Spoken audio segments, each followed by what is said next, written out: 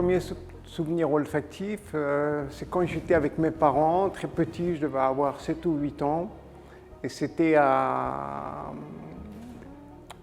Italie. On montait une route, il y avait des pamplemousses, des citrons, des oranges, et cette odeur, ça m'a inspiré. Un des premiers parfums que nous avons créés, et voilà, c'était à Capri. C'était magnifique, mais j'étais très jeune.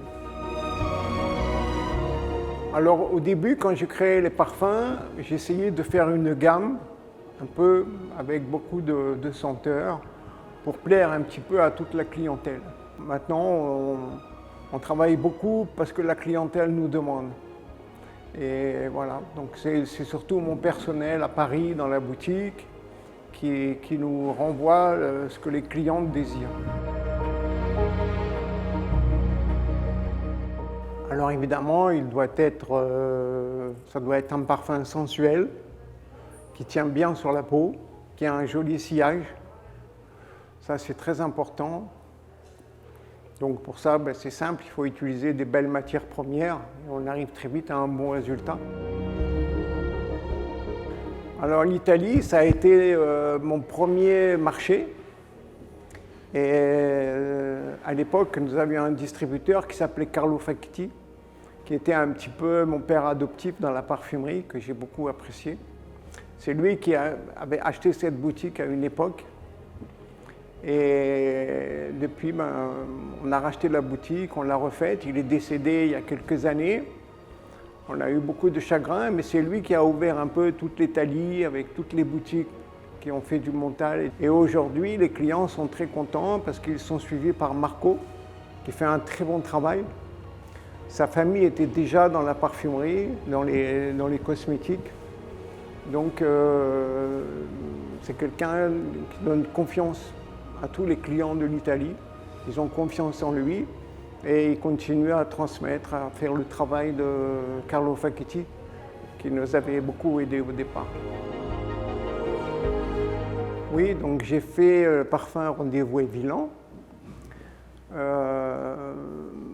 Parce qu'en ce moment, nous travaillons un petit peu chaque pays du monde. Nous avons travaillé la Russie, le deuxième pays, nous travaillons l'Italie. Et là, maintenant, nous allons travailler sur la France. Ce sera le prochain parfum qui sortira en septembre. Alors, nous avons sorti Rendez-vous à Milan pour faire plaisir à tous les Italiens. Nous savons que les Italiens aiment beaucoup le café, la rose. Nous connaissons bien les senteurs qui ont eu un grand succès en Italie.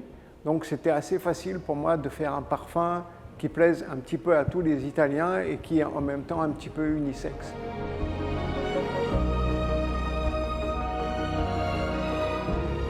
Le parfum, pour moi, c'est l'amour. C'est le véhicule de communication pour le monde entier. Et là, maintenant, en ce moment, nous travaillons pour tous les pays du monde et nous essayons d'être multinationales. Ça fait voyager les gens, ça les fait rêver. C'est beaucoup d'amour qui se véhicule à travers le monde.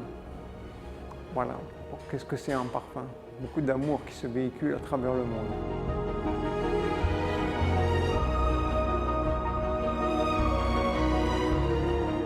L'univers Mancera, 3 mots, je dirais élégant, minimal et intemporel. Il faut savoir qu'effectivement, Montale et Mancera, c'est le même créateur à l'origine.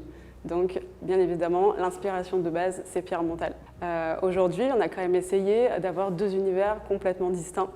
Et c'est vrai qu'aujourd'hui, on pourrait dire que Montale est peut-être plus traditionnel, plus dans l'esprit du oud et des ingrédients un petit peu mystérieux et séculaires, alors que Mancera, on essaye d'être un peu plus jeune, moderne et de faire moins de oud et de proposer des ouds un petit peu moins dosés et plus accessibles à tous, aux jeunes et faciles à porter en fait.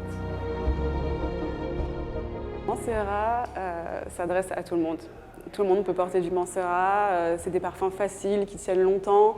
Si vous aimez les parfums légers et plutôt frais, vous allez trouver. Aujourd'hui, on a une gamme quand même qui est hyper large.